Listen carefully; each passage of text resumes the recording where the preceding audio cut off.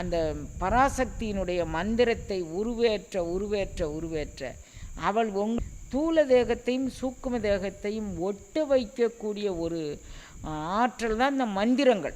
நான் என்ன பாரம்பரியத்தின் அடிப்படையில் நான் பிறந்தேன், எனக்கு என்னுடைய முன்னோர்களுடைய விதி என்ன, வினை என்ன, அவர்கள் எனக்கு எதை உணர்த்துவதற்காக நான் என்ன வினை வாங்கி வந்தேன், என்ன கர்மா என்னோடு பின்னப்பட்டுள்ளது.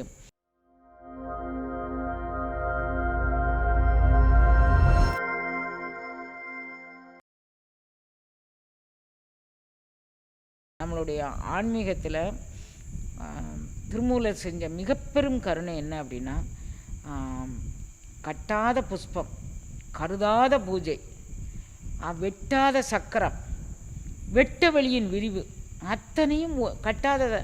அது என்ன, நீ அதை கீறி நீ ஒரு சக்கரம் போட்டு வைக்க வேண்டாம். நீ அது மயமாக ஆகணும் நீ நினைக்க உன்னுடைய மனதிற்குள் கீறாத சக்கரம். இப்போ நம்ம சக்கரம்னா கீறணும், 10க்கு 10 கோடு, 11க்கு 11 கோடு, அப்படி நம்ம கீறினா தான் நமக்கு அந்த சக்கரங்கள் அமையும். அது தாமரையாக இருக்கலாம், அறுகோணமாக இருக்கலாம், ஐங்கோணமாக இருக்கலாம், நாற்கோணமாக இருக்கலாம், முக்கோணமாக இருக்கலாம், எந்த கோணமாக இருந்தாலும் அதை ஒரு பாவித்தல் வைத்து நீங்கள் கீறினா. ஆனால் நீங்கள் அந்த பராசக்தியினுடைய மந்திரத்தை உருவேற்ற அவள் உங்களுடைய உடம்பில் எங்கே அண்ட வெளியெல்லாம் பரவி நிற்கக்கூடிய கணத்துள் அண்டம் கோடி செய்து அழிக்கவல்ல அந்த பரம் உங்கள் உள்ளத்திற்குள்ளும் இருந்து மூல ஆற்றலாக அவள் செய்யப்பட்டு, மூல ஆற்றலாக செயல்படும் போது உலகியலுக்கும் அவன் சிற்சக்தி துதி அப்படின்னு இதை சொல்கிறாங்க. இதுவே மூல ஆற்றலில் நின்றுட்டு இதுவே பரமாக உச்சந்தலையில் போய் நின்று, அதுவே அதற்கும் மேலாக போய் அதற்கு மேலாக அண்ட பகிரண்டமுமாக விரிந்து நிற்கக்கூடிய ஒரு மிகப்பெரிய சக்தியாக அவள் பரிணமிக்கிறாள். அவள் இந்த தூல தேகத்தையும் சூக்கும நமக்கு உள்ளார ஒரு தேகம் இருக்குது, அது சூக்கும தேகம் அப்படின்னு பேர். தூல தேகத்தையும் சூக்கும தேகத்தையும் ஒட்ட வைக்கக்கூடிய ஒரு ஆற்றல் தான் இந்த மந்திரங்கள். நீங்கள் அந்த மந்திரங்கள் எல்லாமே நீங்கள் திருமூலர் திருமந்திரத்தில் நவாக்கரின்னு எடுத்துக்கிட்டிங்கன்னா 81 அட்சரங்கள். அந்த 81 அட்சரங்கள் தான் நீங்கள் இதுக்குள்ளே வரும்போது அது பேர் என்ன, நம்ம ஜஷ்டி கவசத்தில் வரும்போது அதே அட்சரம் தாங்க, ஐம் க்ளீம் சௌம், அதே அட்சரம் தான் அங்கேயும் வருது.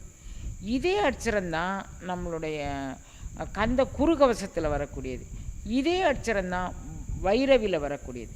இதே அட்சரம்தான் நீங்கள் கொஞ்சம் ஏறத்தாழ மாற்றி அமைத்து ஒரு அட்சரம் முன்ன போக்கும், ஒரு அட்சரம் பின்ன வரும், அவ்வளோதான். எதுக்காக வேண்டி இத்தனை அட்சரங்கள்? ஏமா ஒரே மந்திரத்தை சொல்லிட்டு போனால் நம்ம எல்லோரும் ஒரே வகையான ஆன்மாக்கள்.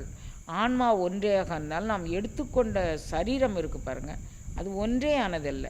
நான் என்ன பாரம்பரியத்தின் அடிப்படையில் நான் பிறந்தேன், எனக்கு என்னுடைய முன்னோர்களுடைய விதி என்ன, வினை என்ன, அவர்கள் எனக்கு எதை உணர்த்துவதற்காக நான் என்ன வினை வாங்கி வந்தேன், என்ன கர்மா என்னோடு பின்னப்பட்டுள்ளது, அந்த கர்மா என்னோடு பின்னப்பட்டுள்ள கர்மாவோடு நானும் பின்னி பிணைந்து, இந்த கர்மாவோடு நானும் பின்னி பிணைந்து இந்த கர்மாவை நான் தூக்கி சுமக்கும்போது அந்த கர்மாவுக்கு தகுந்த மந்திரங்கள், அந்த கர்மாவுக்கு தகுந்த வாழ்க்கை முறைகள், அந்த கர்மாவுக்கு தகுந்த என்னுடைய கர்ம வினையை கழிப்பதற்காக வெவ்வேறு விதமாக, ஒரே வீட்டில் 6 பிள்ளைங்க, ஒரே வீட்டில் 10 குழந்தைங்க, ஒரே வீட்டில் 20 குழந்தைங்க, ஒவ்வொருவருடைய வாழ்க்கை தரமும் ஒவ்வொரு விதியோடும் ஒவ்வொரு வினையோடும் பின்னப்பட்டுள்ளது. ஏன் இந்த வேறுபாடு? எனக்கும் அம்மா ஒன்று தான், அவங்களுக்கும் அம்மா ஒன்று தான், இவங்களுக்கும் அம்மா ஒன்று தான், எனக்கும் அப்பா ஒன்று தான், இவங்களுக்கும் அப்பா ஒன்று தான். ஏன் இந்த விதி? என்னுடைய கர்மாவை அனுபவிக்க நான் பிறந்துள்ளேன். இந்த மெயின் கான்செப்ட் நம்ம தெரிஞ்சுக்கிட்டோன்னா அண்டத்தில் உள்ள அனைத்து ஆற்றலையும் நமக்குள்ளே கொண்டுட்டு வர முடியும்.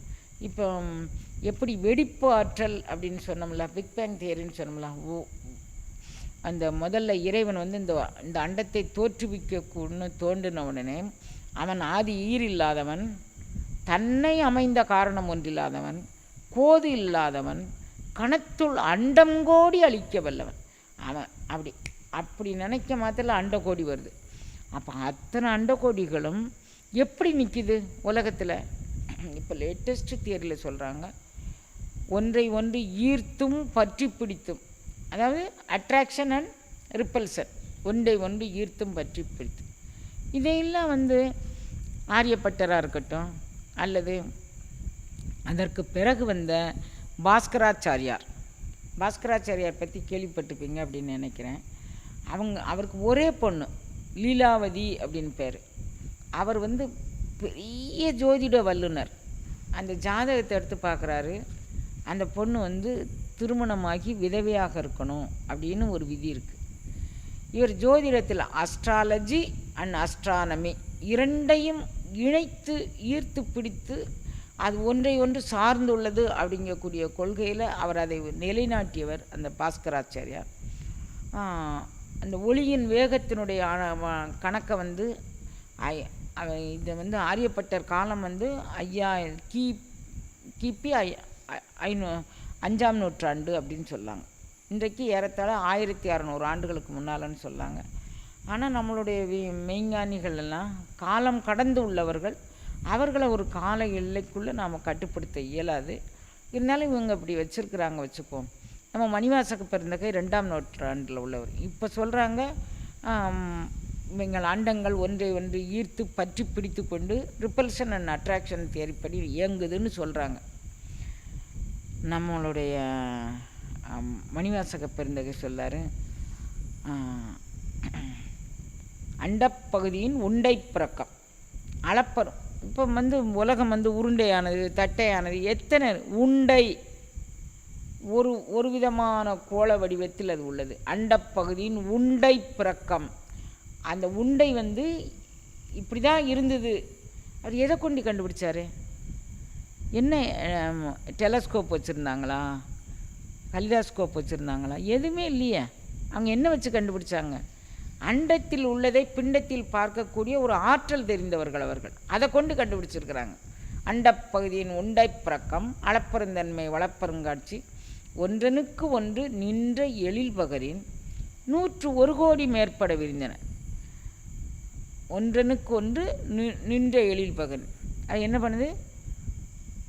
அண்டப்பகுதியின் உண்டை பிறக்கம் அளப்பெருந்தன்மை வளப்பெருங்காட்சி ஒன்றனுக்கு ஒன்று நின்று எதிர்பகரின் அட்ராக்ஷன். அது ஒன்றனுக்கு ஒன்று நிற்குது, எதிர்பகிறது. Attraction and repulsion. அதனால் அது நிற்கிது. எப்படி கண்டுபிடிச்சாரு? இப்போ எத்தனை விஞ்ஞான ஆராய்ச்சி குடுவைகள் போட்டு அளந்து பிறக்கி கம்ப்யூட்டர் வச்சுக்கிட்டு அங்கே வானத்தை பார்க்குறோம், இங்கே கம்ப்யூட்டரை பார்க்குறோம், அதை பார்க்குறோம், இதை பார்க்குறோம், பிச்சு பிடிங்கிட்டு என்னென்ன பண்ணுறான்? அவர் ஒரே வார்த்தையில் சொன்னார், ஒன்றனுக்கு ஒன்று நின்று எதிர்பகரி. அவை அட்ராக்ஷன் அண்ட் ரிப்பல்சனாக. இவைகளுக்கெல்லாம் எது மூல காரணம்? அந்த ஒன்றே ஆகிய பரம் வெடித்து சிதறிய போது ஆற்றலாக பரிணமித்தது. அந்த ஆற்றல் நம்மளுடைய அண்டத்தில் உண்டான சுற்றுப்பரப்பளவிற்கு தகுந்த மாதிரி எந்த இடத்தில் எந்த சக்தியாக பரிணமிக்கின்றது, எந்த வல்லமையை காட்ட. பூமியில் பரிணமிக்கும் போது பூமா சக்தியாக பரிணமிக்குது, நீரில் பரிணமிக்கும் போது நீர்ச்சக்தியாக பரிணமிக்குது.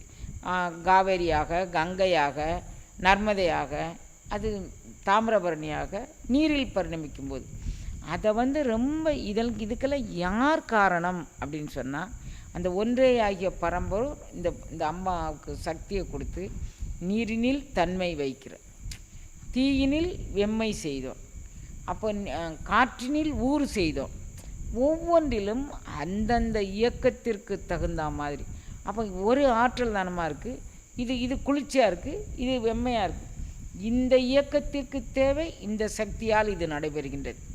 இந்த இயக்கத்துக்கு தேவை. அப்போ நீரில் தன்மையாக இருக்கிறது ஒரு சக்தி, தீயினில் வெம்மையாக இருக்கக்கூடிய ஒரு சக்தி, காற்றினில் சுழற்சியாக இருக்கக்கூடியது ஒரு சக்தி. அந்த சக்திக்கு நீ என்னென்ன பேர் எந்தெந்த இடத்துல எப்படியானாலும் வச்சுக்கோ. ஒட்டுமொத்த சக்தியும் 9 வித நவசக்திகளாக பரிணமித்து அவங்களுக்குள்ளே ஒரு 36 கோணங்களாக ஒளிர் நின்ற கோணங்கள் 9இல் நின்று ஒளிரும் அவளை 36 ஆற்றலாக அவளை பிரித்து அதுக்குள்ளே பலவிதமான ஆற்றலாக பிரித்து அந்த எவ்வளோ தொழில்நுட்பம். இப்போ எத்தனை அப்பரட்டஸ் கொண்டு எத்தனை சாதனங்கள் கொண்டு நீங்கள் பெருசாக பயணிக்கக்கூடியதை ரொம்ப சுலபமாக பயணித்து கொண்டு வந்து வச்சுருக்குறாங்க. அவங்க காட்டக்கூடியது என்ன அப்படின்னா, இப்போ இப்போ இருக்கக்கூடிய கருந்துளை அது எல்லாம் விழுங்கி கொண்டது, அதுக்கப்புறம் அதில் ஒன்றுமே இருக்காது, இருளாக இருக்கும், அப்படி இப்படி எல்லாம் சொல்கிறாங்க. ரொம்ப சுலபமாக இவர் சொல்கிறார், அருணகிரியார் சொல்கிறாரு, எல்லாம் சுலபமாக அருணகிரியார் சொல்கிறார். எந்த ஆனா அமுதே அயில்வேல் அரசே ஞானாகரனே நவிலத்தகுமோ முருகா. அவரை பாடுறார் எப்படி? ஆனா அமுதே அயில்வேல் அரசே ஞானாகரனே நவிலத்தகுமோ யானாகிய என்னை விழுங்கி வெறும் தானாய் நிலை நின்றது அற்பரம். யானாகிய என்னை விழுங்கி கொண்டது அது. அப்புறம் என்னை விழுங்கின பிறகு என்ன இருந்துச்சு மிச்சம்? நம்ம கேட்போம்ல, இதுக்கப்புறம் என்ன ஆகும், இதுக்கு மிச்சம் என்ன? இப்போ விஞ்ஞானம் சொல்லுது கருந்துளை. கருந்துளையில் என்னம்மா மிச்சம் இருக்குது அப்படின்னு அடுத்த ஒரு கேள்வி கேட்கும்போது அது எங்களுக்கு இன்னும் கண்டுபிடிக்க தெரியலை. அவங்க என்ன சொல்கிறாங்க? கருந்துளையை எங்களுக்கு இன்னும் கண்டுபிடிக்க தெரியவில்லை அப்படின்னு சொல்கிறாங்க. அப்போ கருந்துளையை கண்டுபிடிக்க தெரியாத அவர்கள், அப்போ அதுக்கு பிறகு என்ன இருக்குது அது எனக்கு சொல்ல தெரியலை. இவர் சொல்லார், யானாகிய எண்ணெய் விழுங்கி வெறும் தானாய் கருந்துளை தான் இருந்தது, அதுக்கு பேர் தான் நாம் ஒன்றெனும் ஒன்றே, அதுக்கு பேர் தான் ஒன்றெனும் ஒன்று அப்படின்னு சொல்கிறார். அந்த ஒன்று தான் ஒன்றே ஆகிய பரம் பலவாக இப்படி மாதிரி பிரிஞ்சிருக்கு அப்படின்னு சொல்கிறார்.